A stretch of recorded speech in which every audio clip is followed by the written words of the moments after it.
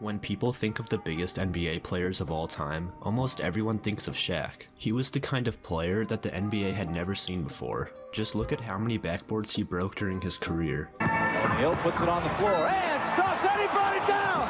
He brought the whole goal down! He was coming off the bench as O'Neal follows and almost and does bring down the entire backboard. Your best. Even though Shaq is arguably the most dominant big man in history, there was someone who was even bigger than him. His name was Oliver Miller, and he peaked at 380 pounds in the NBA. When imagining someone who's 380 pounds, you don't normally think of a pro athlete. So we're going to be taking a look into his evolution from a 300-pound senior at Arkansas to a 380-pound NBA player.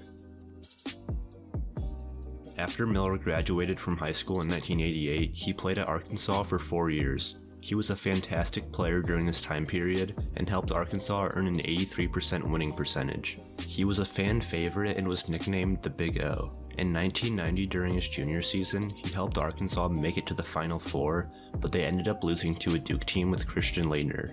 During his senior season, he actually averaged about 8 rebounds and 14 points, and at the end of the season, Arkansas had another great March Madness run, but they were knocked out by Kansas in the Elite Eight. After his final season at college, Miller was drafted in the first round by the Phoenix Suns. At the draft combine, he weighed in at 318 pounds, and this is when things started to go downhill for him.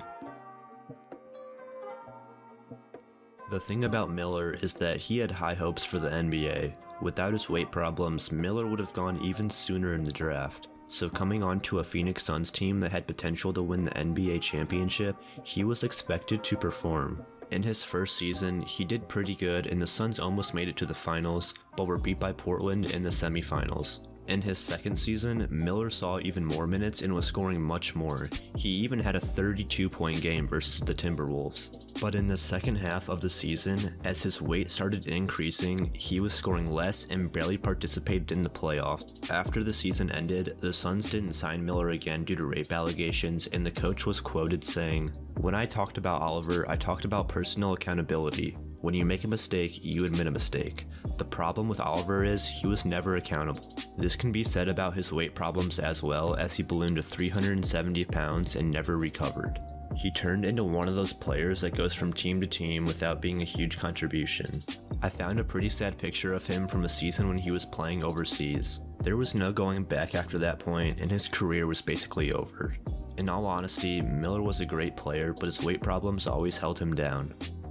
In 2011, we heard from Miller again, but it was for pistol whipping his girlfriend's brother, and he was sentenced to a year in prison. He did always have a temper in the NBA though, so this honestly doesn't surprise me.